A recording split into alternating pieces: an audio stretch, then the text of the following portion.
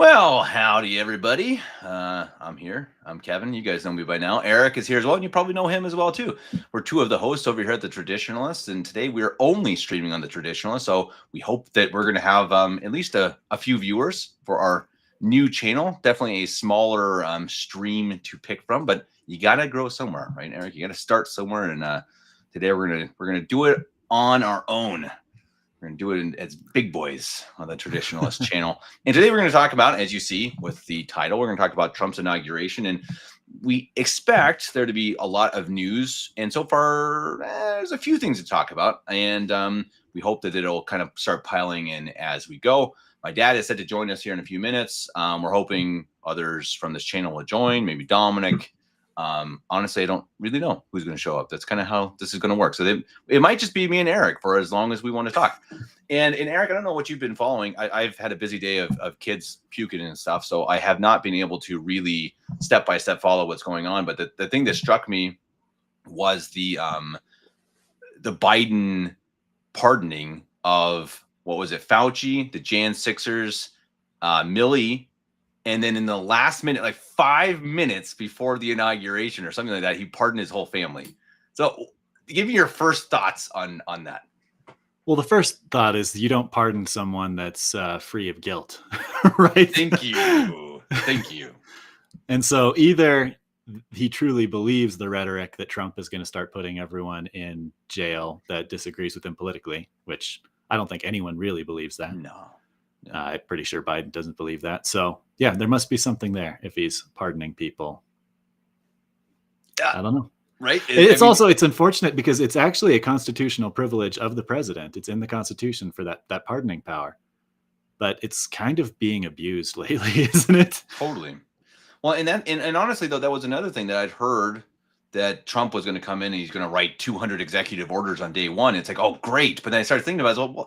Well, nah, is that really what we want? Do we want a president coming in and just, I'm going to sign 200 executive orders, and guess what's going to happen in 4 years, guys? Mm-hmm. Then Kamala is going to be president, and she's going to sign 400 executive orders. That's not how this country should work. Yeah. Now, again, there are some things I do hope he does. There are some big things that I think do need to be done. They need to be fixed, and they should be priority. But saying he's going to do hundreds of executive orders, it's not really realistic, and it's dangerous, I think. Yeah, it is. So, yeah, I'm sure there's a few things here and there. An executive order day one would be a good thing to do. But there's two major problems with executive orders. And the first is just like you said, the pragmatic aspect. An executive order can be undone by another executive order. So just every 4 years, we're just going to, hopefully in 4 years, J.D. Vance is the president. That would be cool. But assuming he's not, if a Democrat gets in, everything Trump does by executive order can just be undone like that. Right. So there's that side of it, the pragmatic side. And then there's the authoritarian side. You also touched on that. Like, the president is not a king. Right. He shouldn't be, he should be pushing bills through legislation, signing them once they're through, the House and the Senate, which we have both the House and the Senate. So why are we not doing it that way? Hopefully we do things that way, but it just seems like it's almost showboaty, I think, just to take, I'm just going to sign all the executive orders, everything that's happy. Well, you said you'd do it on day one. You said you'd be a dictator on day one, and maybe he wasn't kidding. Maybe he was, and that comes down to, I want to save some of this for when my dad comes in, because my dad is certainly more optimistic, more of a, I don't want to say a Trump fan, but I think he believes that Trump, as Dad joins things, Dad, good timing. Here you go. As Dad, I think you much more believe that Trump is going to bring us to a good place, and you're really set on that. I'm much more of a wait and see. I think he certainly is the better alternative. I voted for Trump. I'm going to open up and pour a Stranahan's whiskey because it's a good day for America. I do believe that. I'm not set on buying into the whole Trump's going to save everything and Trump's going to do this, and this, and he's going to put everyone in prison. And that's what I talked to Ina today. I was like, you know what? Today is actually going to determine what I expect for the whole presidency. And I actually mean that. And if it actually turns out that he does come in and do some good things, if he does 15 executive orders and they're good, they're cleaning things up, they're securing the country, awesome.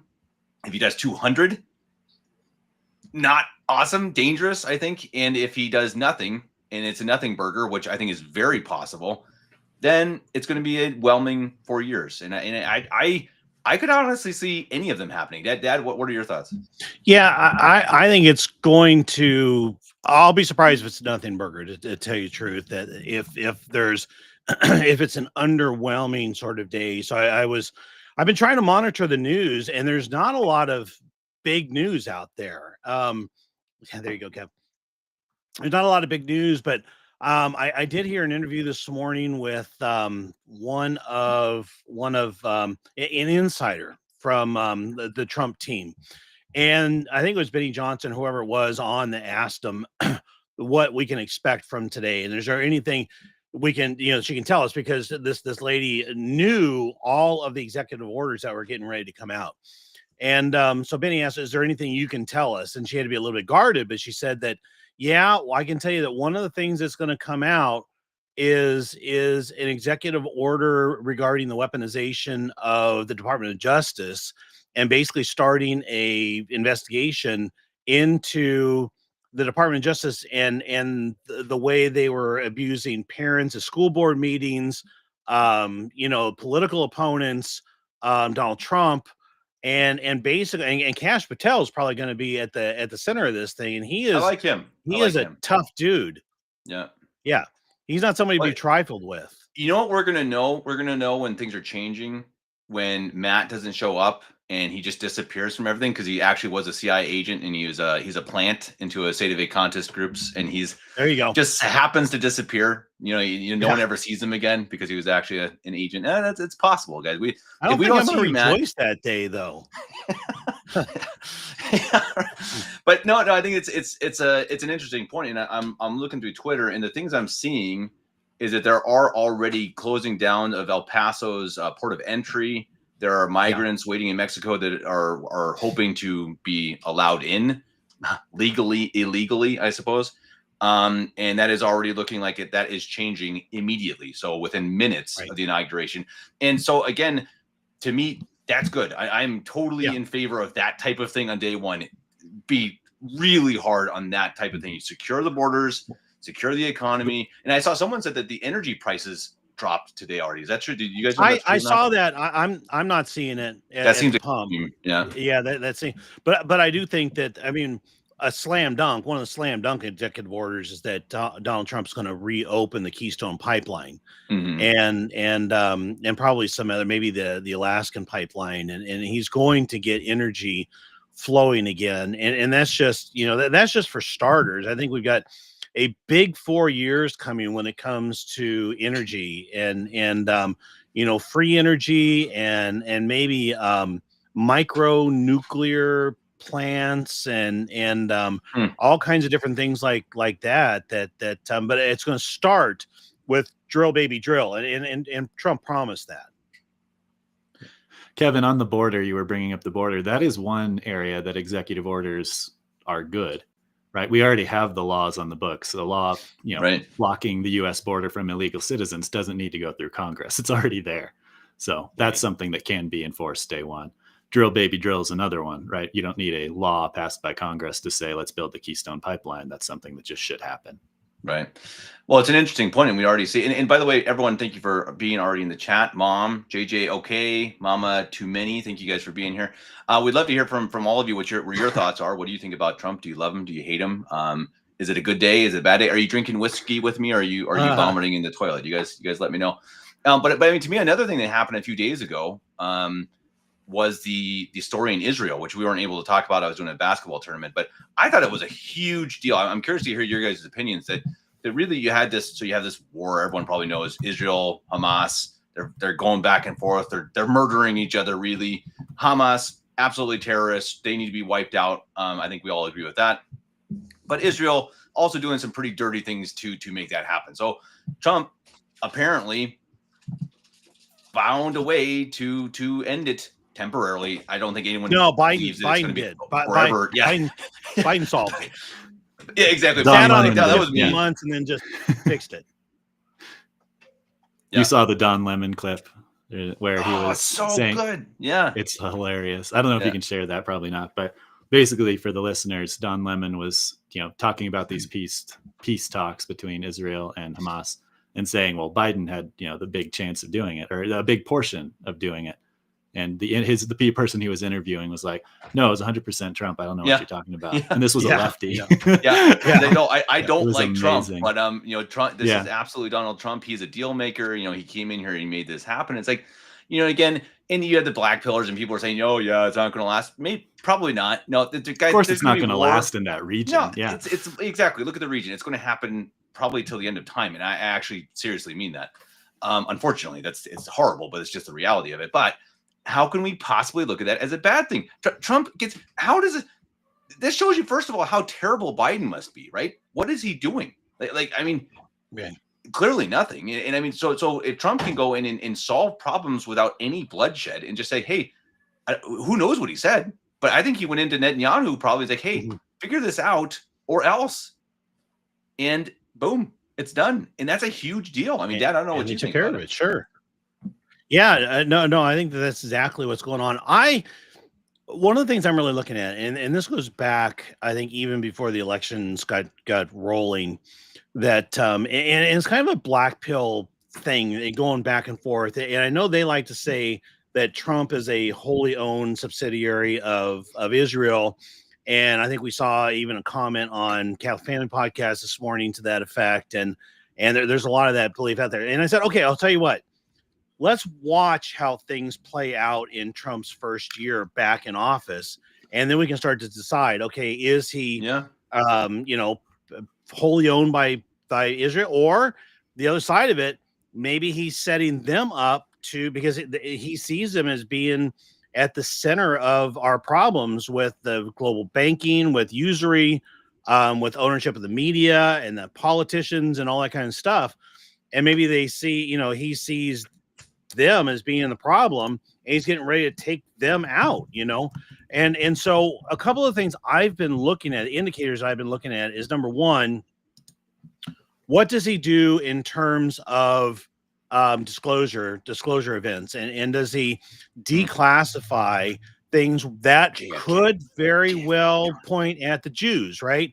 And he's going to be declassifying JFK Jr. files and Robert F. Kennedy Jr. Of course, he's got a vested, Robert F. Kennedy Jr.'s son is a vested interest in that, and also Martin Luther King Jr. And we're going to find out, I think, more who was behind that. Was it rogue elements of the CIA?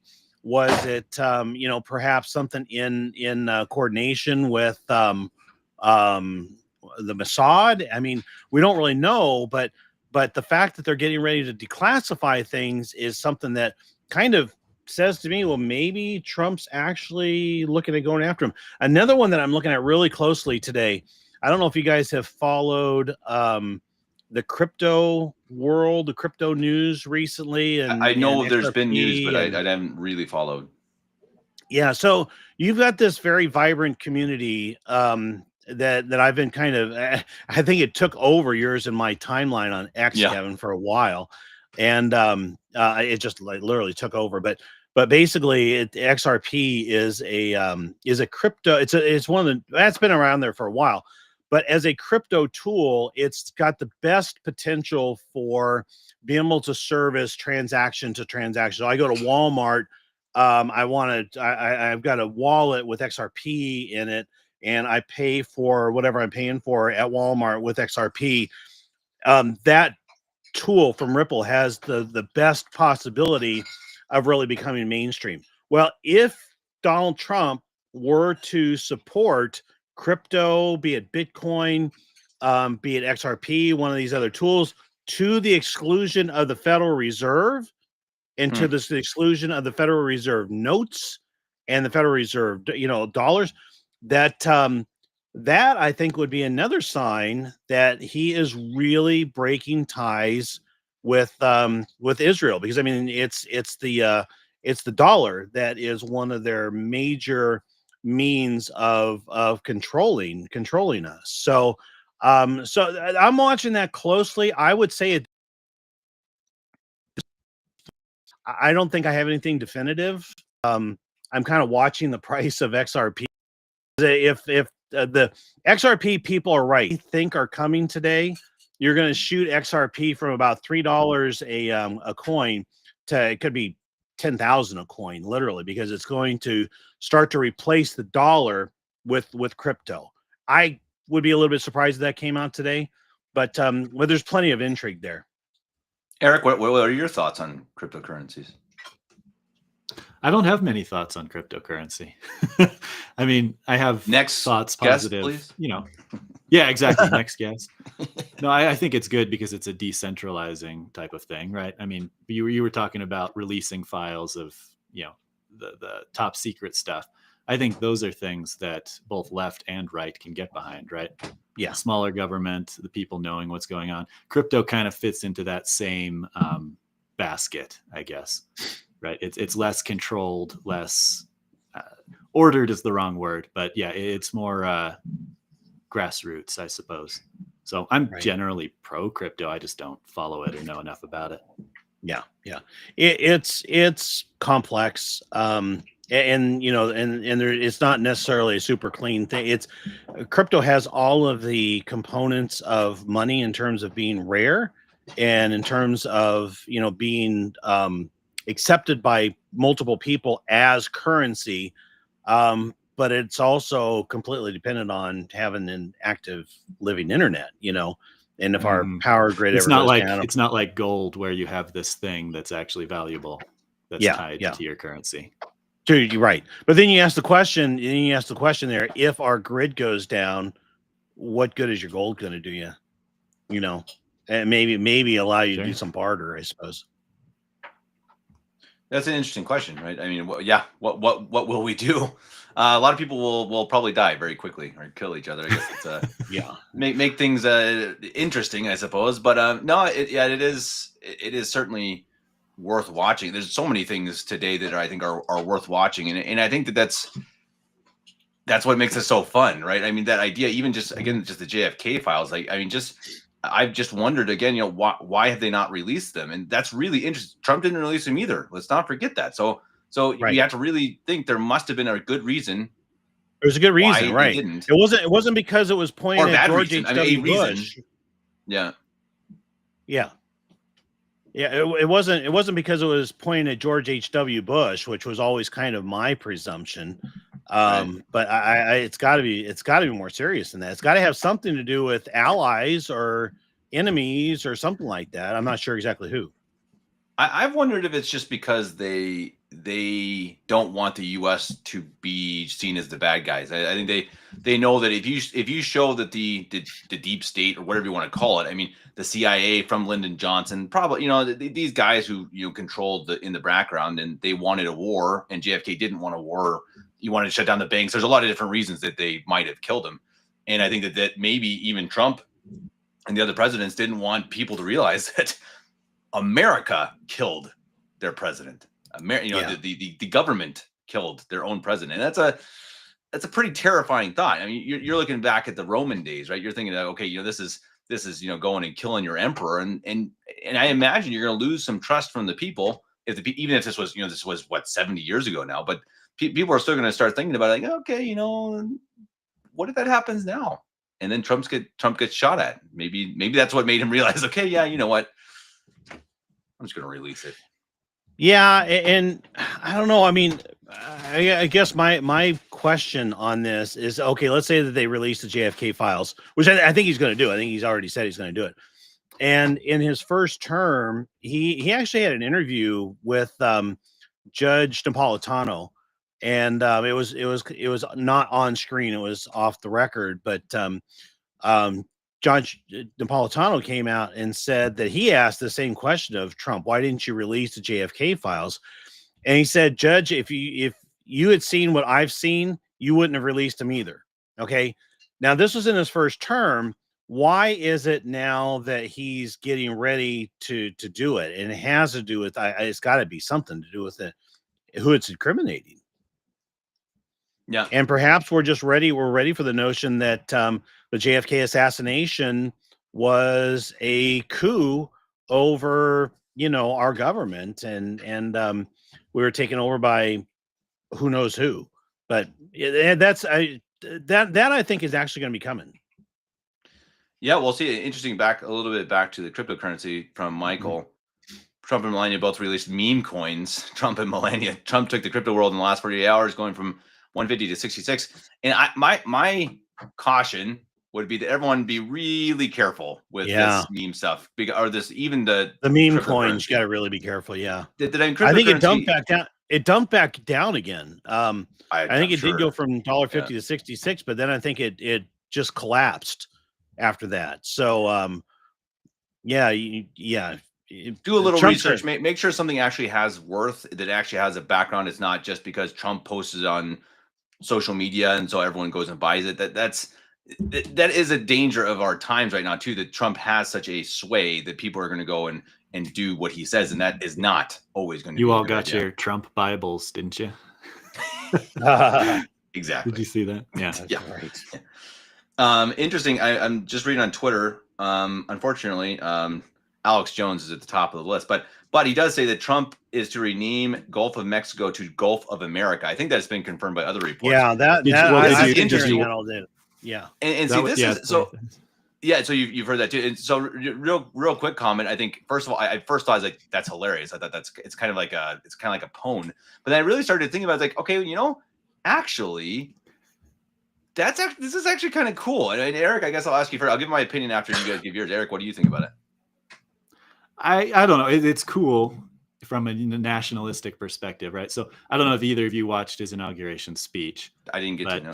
In his inauguration speech, he brought up the renaming of Denali to Mount McKinley, or the renaming, right? Which is like, it's fine. Part of me likes calling things what they used to be called, and part of me is like, this is really not a day one importance. You know what I mean? Gulf of Mexico to Gulf of America. It's kind of, to me, it's a roll your eyes, like, I don't know. I think it's silly. Dad, what do you think? I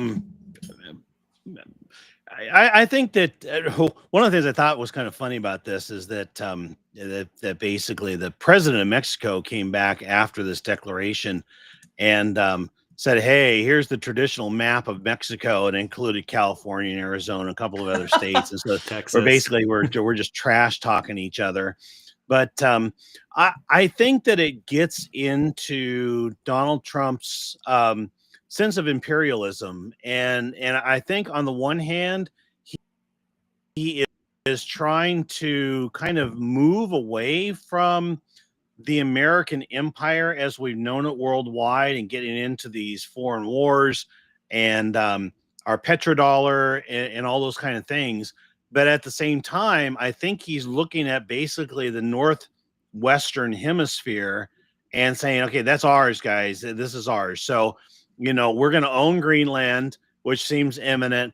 No, and I don't know, Mandy, I don't know if you're watching it from Canada, but no, we're not going to make Canada. Trump never actually meant that. I did see some of our Canadian friends acting like that. Trump's not actually serious about that, guys. There's no way that could ever possibly happen. No. Trump knows that. He's just messing around with Canada. That's Trump being Trump. Yeah, and what's going on there, I think, is that somebody jumped on. Oh, there we go. You guys got the same background. Hey, wait a second. You're both at the same spot. Yeah, and the chamber's empty. We've taken over, guys. It's January 6th again. YouTube's gonna shut us down. So no, I think what's going on here, honestly, is Trump knows that the way forward for Canada, they've got to get rid of Trudeau and they got to get Poilievre in there. And I think in his political calculus, he was looking at that comment about the 51st state and looking at it as a way of going to Canada and saying, guys, get your act together. And that was by way of getting rid of Trudeau and bringing Poilievre, Pierre Poilievre in. And Poilievre came out and said, no, we're not going to become America's 51st state. Okay, so basically I think what you're going to have now is you're going to have Trump and Poilievre get together at some point here in the next year once Poilievre's in charge, and you got two real men sitting at the table. And Trump's going to say, hey, no more unfair trade. and let's get things fair here. No more providing all of your national defense for you. And Poilievre's going to say, okay, done. I just need some time.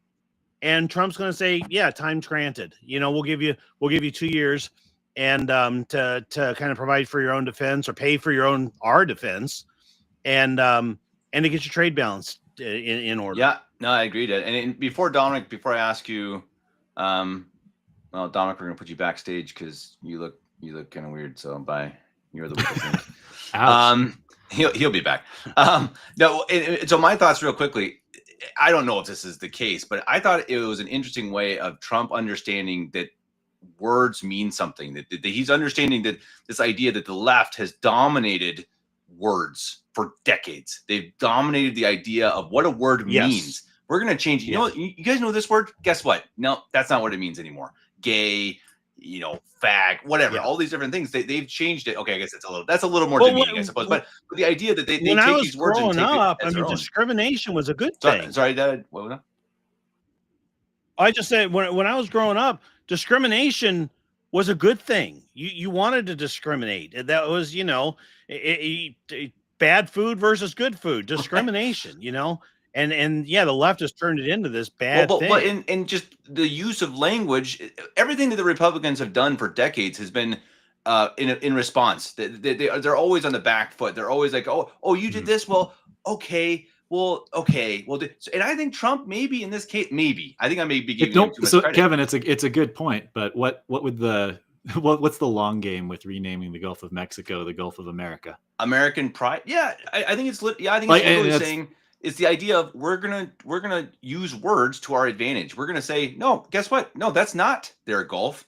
It's our Gulf. Yeah, now if Mexico wants to call it the whatever they say in Spanish, great. Okay, Trump's not going to change that. He can't change that. But in America, in English, we're going to say it's the Gulf of America because guess what? It's half of ours. It's right here connecting both of our countries. Why call it yours? We should call it ours. And I think that's a kind of a cool mindset if that's why he's doing it. And I think it's this idea of America first. Why not? Why shouldn't America buy Greenland? They should at least think about it. I think it's pretty cool. No, yeah, the Greenland thing I'm all on board for because that's actually like a strategic and an economical benefit. Well, and how cool is it that in the news that Trump, these big stories are about Mexico, Canada, Greenland, right? Exactly as Dad's saying. He's just saying, hey, you know what? Ukraine, we're done. We're done. This stuff, we're not going to handle it anymore. I'm going to end the war immediately. And if that means Putin's going to win what he wants to win, well, sorry, guys, we're not going to help you anymore. I think that's what he's going to do. And he's going to take the concerns of America back to America, which is Canada, Mexico, and Greenland. Someone tell me how that's a bad thing. I love it. Real quick, and everyone, please like, share, subscribe, all that stuff. Hit the bell because we need more subscribers. That's why we're doing these live streams when we could be in bed. I'm kidding. Okay, half kidding. I like this comment from St. Anthony Padua. Breaking news: Trump to reinstate the traditional Latin Mass in all parishes. Hey. That only could be the case. If it only could be the case, that's what would really matter, right? Executive order. That would be Barron's doing, I think. By the way. Yeah, his best friend. We talked about this before. His best friend came on a pike, Piers Morgan, and he was a rock star. It blew me away. Barron Trump, I've never actually heard his opinions about anything, but I can tell you, his best friend, I approve. Someone else comments that Dominic, we're going to let you back in here in a sec. Melania was stunningly beautiful, and I think she is. She's a beautiful woman and dressed very modestly and appropriately, and in black, which I thought was interesting. I don't know, Dad, do you have an opinion on that? Oh my goodness, yeah, and this is one you could probably almost do a whole show on this one. And by the way, I think I'm going to change up my background here. So, it's backwards, there we go. But yeah, I think that Trump has been kind of okay.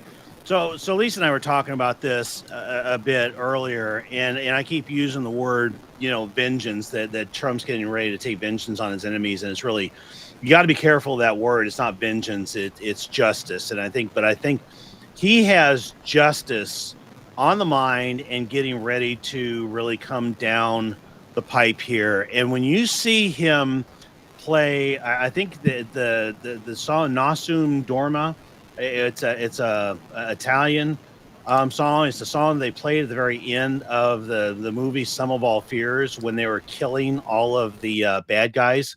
And he played this at the Republican National Convention. He played it at the Butler rally. He played it at the New York City Madison Square Garden rally, and he played it again last night. And so I think it's fairly clear that justice is coming, and I think Melania wearing black is no accident, and I think it's part of it. I agree. I think you watch. She wore like a light blue dress the first time. This is a clearly black outfit to me, and I really have tried to avoid this type of conspiracy thing lately. But I agree. I think that color that cannot be an accident. It's probably just as much. Eric. Oh, good. Oh, it's probably just as much of an accident as Jill Biden wearing red on election night. Yeah, that was funny. Yeah. Dominic, opinions? So, my opinion on the whole thing is that. Ooh, Dominic, your mic's pretty bad. No, rough. Kind of like you're in a swimming I think pool. your mic is down by the speaker's podium there or something. Exactly. Tom, run down, see if Nancy Pelosi's sitting there. Say hi. Yeah, Dad's new toy. Guys, you got to be careful when you give Dad toys. He goes. That's right. You're still really quiet, Dominic. Some nice comments from Traditional Catholic Sermons. Thanks for being here, by the way. Yeah. Executive orders. Dominic, your mic's still not great. Like a true pope coming in and deleting all the prior false popes' teachings. Yeah, I think that's sort of. Yeah. There's that's a valid comparison. And I think if in our case, if a true pope comes in, there are going to be 200 executive orders. Or just one, right? A true pope only needs 3. Okay. Flush the Novus Ordo Mass out to sea, abrogate the Vatican II documents, and reordain all the priests. And there you go. We're getting down a rabbit hole here, guys. Yeah. Okay, Dominic, we're throwing you back out, Dominic. Dominic, you look good. You just need to figure out your oh, he's pointing at his mic. All right. Dominic had one job. Well, okay, maybe more than one. Interesting. I don't know if anything else is going on. I've seen guys too. What was the other thing I saw? I saw again the Trump saying he's going to have a national. What was it? National. What's the word when there's a crisis? State of emergency. State of emergency for the border, which is interesting. Yeah, I'm reading here the El Paso border crossing has been secured just moments after President Trump was sworn in. I don't think that El Paso was where you were having a big problem, but one of the things that's interesting there is the Border Patrol. These are the good guys, and they've so had their hands tied by Biden and catch and release and federal judges and just all kinds of woke and liberal type nonsense that they can't do their job. But I think that they're ones that sincerely want to protect the border and sincerely do what's right. And so now they know that they've got Tom Homan on their side. They've got President Trump on their side. And I think that they're going to move quickly. I don't know if you heard this story, guys, but Tom Homan apparently went to Trump talking about getting the border closed down, and because you got to do that before you can start really exporting anybody, or else they're going to come right back. And Tom Homan said, "Okay, I think we can do this in 120 days." And Trump looked back at him and said, "You got 90." And so I think he's serious about trying to get the border shut down. And obviously, they're off to a good start. He should be. Can you imagine being a border agent for the last 4 years? Like, you have one job and you're literally doing the opposite. Yeah, and not allowed to do your job. I mean, I can't imagine how painful that catching these guys and then having some federal judge said, let them in. They're criminals. We know they may even be murderers. Just let them in. I can't. Well, even and seeing people get murdered and raped and everything by these guys. you might have been the border agent that let that one through, Yeah. not due to your own intent, but due to you're handcuffed. Right. Right. Well, and that's what I've always kind of wondered, why there hasn't been more rebellion. Why has there not been more pushback on this stuff? You hear it in the news. It's like, oh, that's too bad, and nothing really happens. I always wonder, what's the step? What's it going to be let's say in England, where the people just rise up and say, no, we're done. We're done with this stuff, and you are no longer our rulers, and you leave or else. And it's going to happen eventually. I mean, eventually one of these leftist countries is just going to push the wrong button. I don't know what it is, but eventually there's going to be some sort of powder keg. And even though we have such a phlegmatic world, pathetic really, but I do think eventually they're going to go too far. This is interesting. Off topic, but strange. Cecile Richards, former Planned Parenthood president, dies at 67. I saw that. That she is died. Yeah, that's heaven help her. She oh my goodness, yeah, boy, you hope that she repent. I think we're going to see, honestly, Kevin, I think we're going to see a lot of that in the coming days. I think the justice, especially when you get into the missing children, some of the real dark satanic stuff and the Diddy type stuff and all that, I think you're going to see a lot of justice come by way of, maybe public hanging or whatever it is. And I think it's something we're going to have to prepare ourselves for, is that, number one, we don't celebrate this. We don't celebrate when somebody has no matter how evil they are, when they have their life taken from them.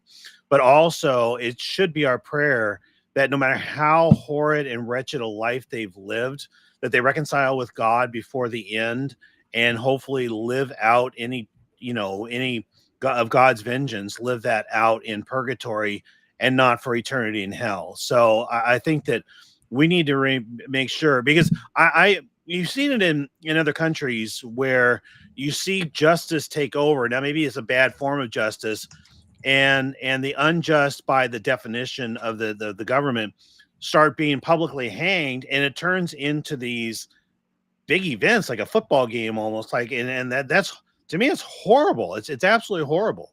And French Revolution, like French Revolution, exactly. Right, where they took the powers that be and gave them the guillotine, and it was a public spectacle, which to me is just grotesque.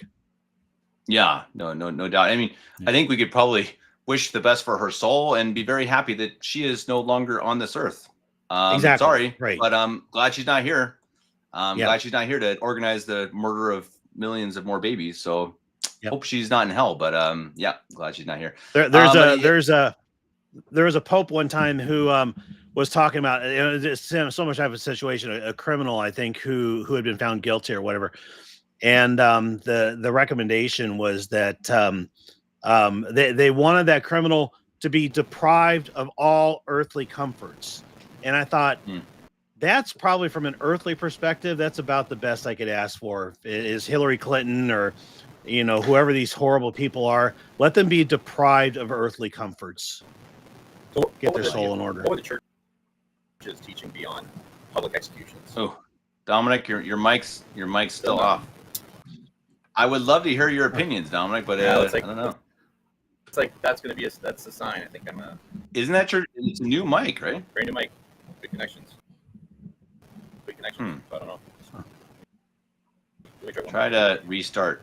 Kick it a few times. Slap it. Is that any? Oh, that's better. Oh, louder, now we hear you. Yep. Okay. Perfect. Better. Now we got you. I think I fixed it. Something on the software side. So maybe. If it's definitely sped up. Like Dominic doesn't talk this give well. us your. You sound like Ben Shapiro. He does. That's probably just the internet. I fixed my mic because Sorry, Dominic. Dominic, go ahead. What are your opinions? My opinion on everything. On. I was just going to comment on what you guys were just talking about public executions. Like what is the church's stance on that? Because I'd have to imagine that there's. You need a yarmulke. That sounds just. We understand you, Dominic. Actually, we'll get through a lot more information this way. It's just speeding you up. I don't know. That's the weirdest problem we've ever had. I like it though. I don't talk that fast. But go ahead. Public executions. But go yeah, ahead. public executions with the church. What does? Sorry. You're good. You're good. I'm sorry. I'm going to stop. But basically, what would the if the Pope were in good standing, or if you had a a legitimate Pope, what would their opinion be on a country that was so vile and had all these child predators and people that should not be part of society, publicly executing them, not necessarily as a spectacle, but as a warning to everybody else, rather than doing it behind closed doors. Well, Eric and I mean, we've recently read a book that kind of covers, kind of that. I mean, I think we can say certainly the church has approved public executions of the church heretics is and not whatnot. anti-capital punishment, right? Oh, that's for sure. But even public ones, they certainly burned heretics at the stake publicly, I think, to show kind of make a point, I suppose. So, but I think, again, if you look into these types of things, they were very rare and they were very controlled, like in Spain. Again, that's what's been. Yeah, that's well, and the they big weren't lie. always justified. I mean, look at St. Joan of Arc. Yeah, right, true. Yeah, I don't know now, Dominic. I think it's a good question. I would say, purely my opinion, speculation, I would say a pope now wouldn't, because the culture is so different. Death and destruction and guts and blood were much more normal, mainstream. I think. Even though we see it on TV and stuff, I think that the reality of the time was much darker, more brutal. And so I think people could take it better. Now I think people would truly be touched, like, in a bad way, I think. But interesting question. I mean, as Dad said, I think in general, I'm not a fan of it. I think it's brutal and unnecessary. Now, public or executions, no, but public executions, no, that I don't think. Just speak slower, Dominic. Thank you, Michael. Dominic needs to. Sorry, Dad. Go ahead.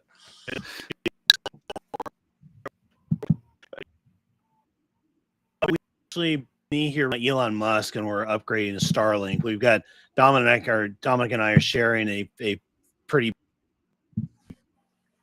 So I think that's probably the problem. Yeah. Oh, okay. You'll just have to pick which one of you is gonna stick on. Yeah, exactly. Yeah. I'll totally drop out. I don't mind for the sake of the show. Well, you guys can take turns. I mean, I'm only here for about another 20 minutes or so. So if anyone's gonna stay longer, I mean, you guys can come back, or we can take turns. I don't know who else is showing up. Maybe it's gonna be a short show. I expected this to be a long live stream, but so far, we have not had a ton of breaking news. I'm not seeing a lot of news out there. Maybe we do it in a week or two. It'll be more. Yeah, right. I've been expecting just live bombshell after bombshell after bombshell, and on my X feed, and I'm just not seeing it so far. You got the El Paso. What's that? That's a good thing, isn't it? To not have too many bombshells, just kind of quietly close the border. I was hoping for start deportations. some real fireworks in a good way today, but okay. I'm not really seeing it so far. Well, here's big breaking news from Charlie Kirk. Breaking: President Trump signs the first of many executive orders and proclamations. As the 47th president of the United States, one order he signed ensures flags will be flown at full mast for all future inaugurations. So, big stuff. Big, explosive. Okay, all right. That's small steps. Small steps. All right, Dominic, that looks better. Hey, that's perfect. I think I might have fixed it. I was on the same Wi-Fi. We have two different Wi-Fi's out here. I think I might have fixed that. You sound better. Good. Okay. Yeah. So, do we have what his very first executive order is? I think it was border or something.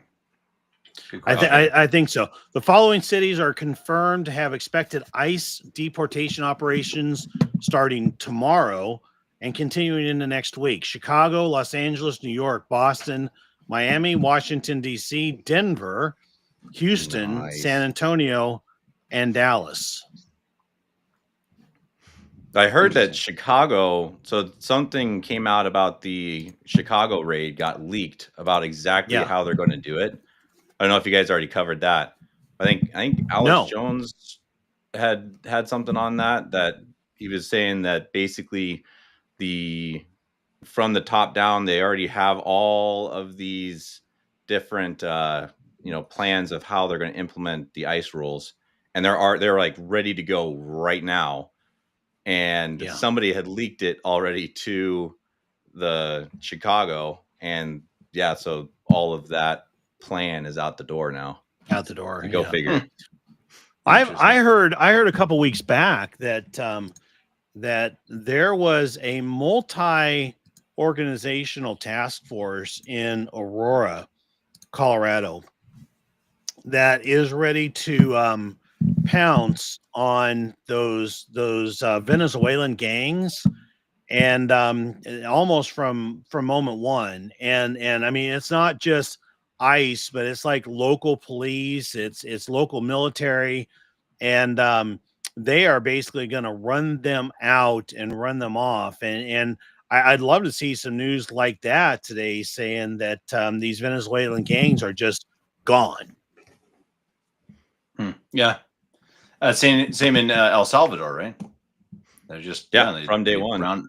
Rounded them all up, but I think, again, like if there's any executive order, I think all of us can get behind. Just protect the country. Just come on, that's your job. That's like your one job. Take care of us, And I like it. I mean, I see another one. Trump at least mentioning that he's going to try to take Panama Canal back from China, control of China. It's like, duh, please, and that's awesome. Hey, bring. That here's my theory. Here's my theory on that one, Kev.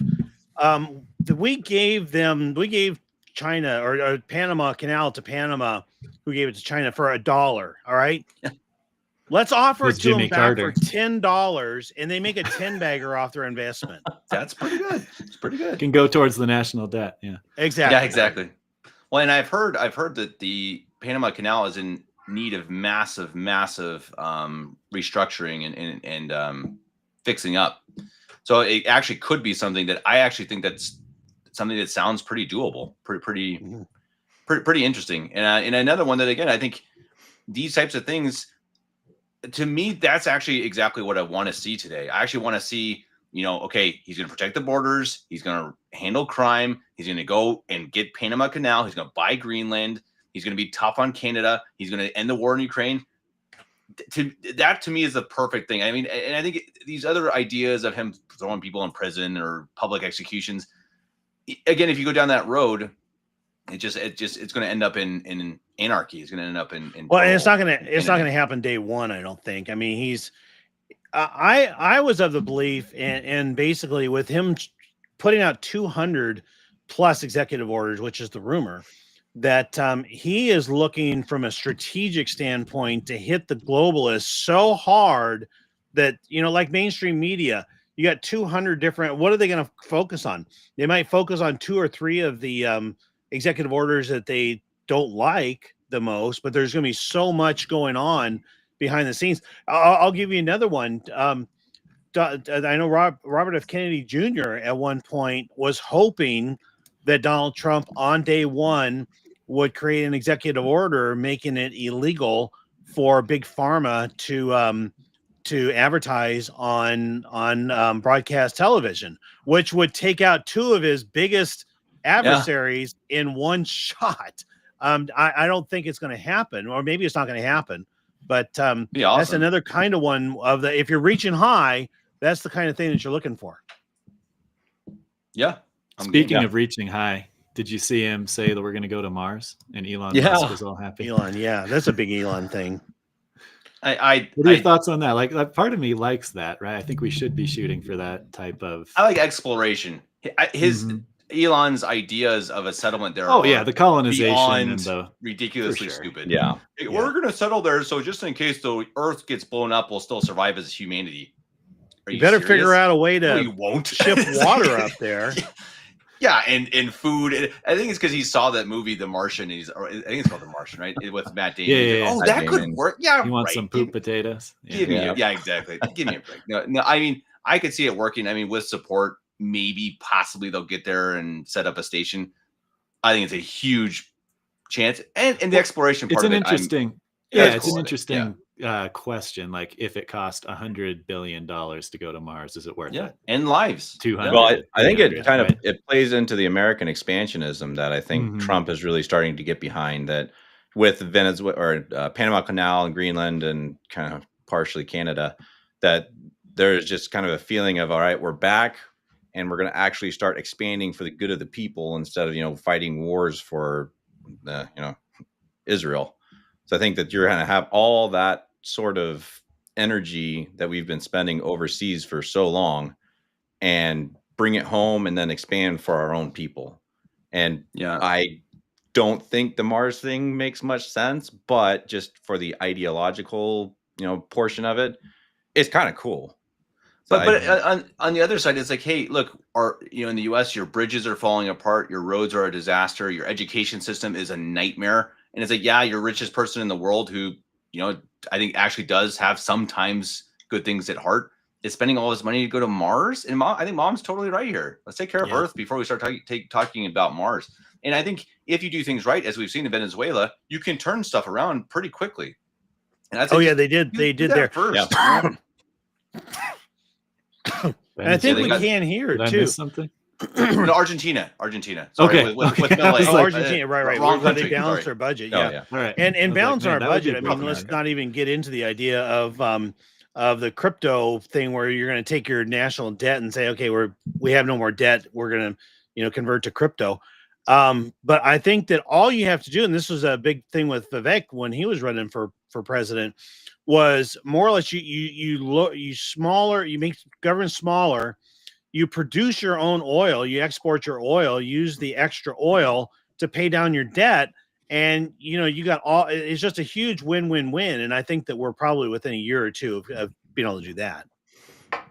Yeah. Well, I got a bit of a theory on that with Canada, that I think that Canada is going to play a big part in our monetary reset. That it's probably going to take 2 to 3 years, but I could totally see, hey, Father, I could totally see that you go into 2022 or 2026. Sorry, I'm 4 years behind.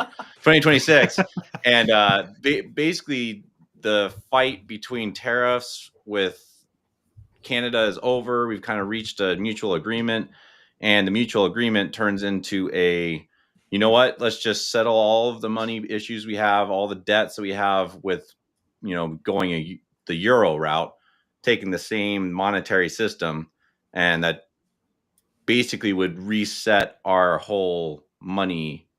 It would get us off the Fed, and they would use Canada, merging with Canada, as the excuse for moving from the Fed.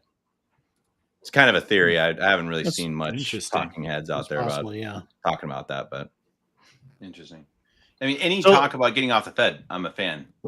Yeah, exactly. Oh yeah, absolutely. And that's good. That gets back to that Israel control. Again, you get away from the Fed, you get away from the income tax. That's really where that control was institutionalized. You get away from that, and yeah, you got a much freer. Okay, so kind of speaking of which, I'm seeing a story here, guys, about let's see if I can find it. It's the invitation to the I think it's to the inaugural ball. Okay, and it says, in honor of your presence, is requested the ceremonies attending the inauguration, President and the Vice President of the United States, January 20th, the capital of the United States of America, city of Washington. Oh, not DC. Not oh. Washington, D.C. Now, I heard apparently, that, yeah. within the last week or two, if you go to Google, Google now shows Washington, D.C. as just Washington. And They're going to make it a state. Oh, sorry. well, go ahead. yeah, or more importantly, there are these undertones going on that the 1871 the Constitution, basically the corporation, the United States of America, is being dissolved, and we're moving back to being more in line with our original American republic. And Washington, D.C. is a big part of that. And of course, to have the District of Columbia removed would be a big sign in that direction. So I just thought, I don't know if that's worthy of discussion, but Interesting. Yeah. That will be. These little things are going to definitely lead us to a lot of speculation for the next weeks. Father, do you have any thoughts? I don't know if you've been able to follow anything. Honestly, there's not been anything huge, but any opinions Yeah, thus far? Well, first off, I thought this inauguration speech was excellent. It wasn't super long. It was And pretty he brought up detailed, some. though. Yeah, it was. It was. It really was. Whoever wrote that did a really good job, and made some pretty pointed remarks. Against the establishment right in front of them. I loved seeing Biden and Harris sitting there the whole time, not standing up for anything, even though when they're talking about unity and all these other things, they were sitting there sullenly. But I thought the speech was great. I thought one of the biggest points there that I found there were a lot of really good points, but one of the awesome ones was the, gender being two genders, being a thing that he pointed out. Oops, I just hit an ad on something here. Sorry. So I don't know. I haven't been able to follow this conversation, so I haven't really, not sure where we are here, but it's No, it's kinda interesting. wandered. I saw a video of an announcement being made in the southern border at some place where they had riot police blocking the entrance, not allowing immigrants across. They closed it like this. It's done. They closed El it. At least Paso. that place. El Paso, was that it? Yeah, that was good. Yeah. Father, maybe this is one you can answer. I didn't get to watch it, but what do you think of the prayers from the Catholic bishop, quote unquote, and priest? Did you see that or no? I did not see that. I heard something from an archbishop, but I didn't know if he was like Anglican or Presbyterian or something like that, or Episcopalian. He's something probably like that. Catholic. Or Nova Soto? Well, I think Well, there was Dolan. There was Archbishop Okay. Dolan. I didn't see think it's that. Archbishop. And then there was a Protestant. And I'm seeing on Twitter that the Protestant minister was much more Christian than Dolan, which is shocking. I mean, didn't even No. mention our Lord by name. Yeah. right, exactly. Didn't even say Jesus Christ, which is, No. maybe It- does that mean he's a vampire or he's, something like that, if you can't actually say the name? A Protestant Hmm. minister will want to point out that he's a Christian. A Novus Ordo minister will want to point out that he gets along with everyone. Yeah. So that means nothing that identifies him as a Catholic. Crazy.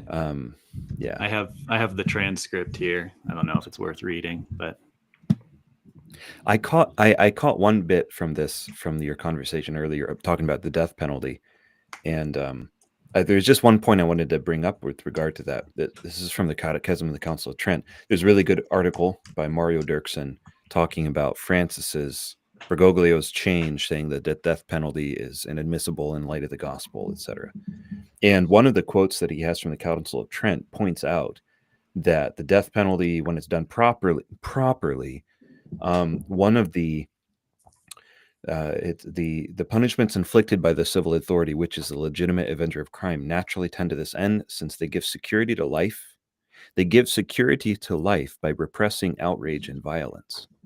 So that was a really interesting point, not only as a point of like ridding society of a danger, and punishing the injustice done, but also as a means of repressing outrage and violence. You were just talking about that. Like at what point do we get where some of these leftist governments, that there's an uprising and overthrow? Those never go well. I mean, that doesn't go well.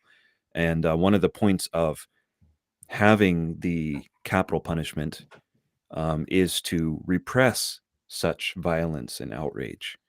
You're seeing that justice is done.